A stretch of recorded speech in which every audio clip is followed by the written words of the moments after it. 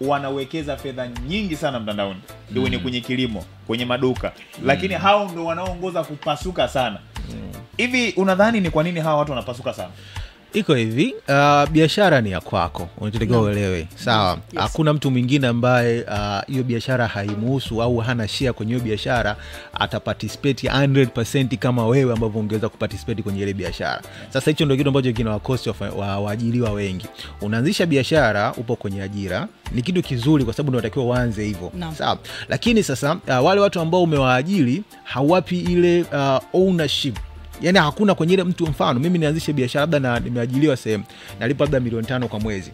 Sawa, kwa sababu na pesa nyingi nasema okay, ngoja nifungue labda yadi ya kuuza magari. Sawa.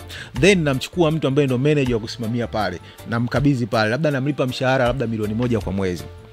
Halafu hakuna kitu kingine tena ule mtu ambaye anahusika nacho kwenye ile biashara zaidi ya ule mshahara ambao namlipa. Hapo natengeneza mazingira ya kupigwa. Unaelewa?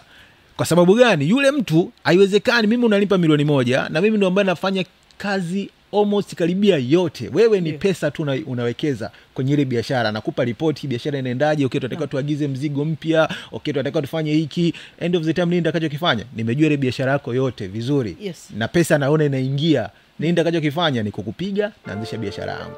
Ndicho ambacho kinawakuta waajiriwa. Kwa kama mwajiriwa anatusikiliza hapa na anafikiria kuanzisha biashara, cha kwanza yule mtu ambaye anampa full control kwenye ile biashara inabidi aweze kuwa na ownership kwenye ile biashara. Ndio biashara itaondoka, itaenda kuwa kubwa. Tofauti na hapo, hiyo biashara atakuwa anafungua na wafungulia watu. Kaka, hii kama ina make sense? Sio kama ina make sense. Ndio point ya msingi. Yani ndio maana kama uliangalia Elon Musk kipindi kwenye ile SpaceX. Yeye aliwaambia board of directors yake wasimlipe mshahara, wampe equity option. Kwa unakuta yeye kama mkurugenzi pale amount aliyotakiwa alipwe mshahara wameiconvert kwenye share kwamba anaruhusiwa kwa ule mshahara wako kila mwezi, na maana huko equivalent share hizi. Mpaka wakaja kujikuta jamaa amekuwa majority shareholder, si ndio? So ina maana hata yale masaa mengi alikuwa anayaweka kwenye ile kampuni na nini ni kwa sababu alikuwa na feel nina own share ngapi. Si unaelewa? Alafu kuna kitu kingine pia ambacho especially wajira wanafungua biashara inabidi waelewe. Wengi wanakuwa na ile mtu anakuja nomo kabisa anakuambia nimefungua kampuni imenikosti kama milioni 50 ila leo nina wiki nzima sijaenda huko. Natoka kazini nimechoka na nafikia kulala. Kuna kitu jamaa amesema pale kuhusu ownership. Sasa kama wewe mwenyewe kwenye biashara yako unamaliza wiki nzima hujaenda, unategemea ule waacha pale watakuwa na hali gani? Au kama kuna changamoto pale. Mpaka sasa hivi tumeshapata kitu ambacho kinafelisha waajiriwa kwenye biashara.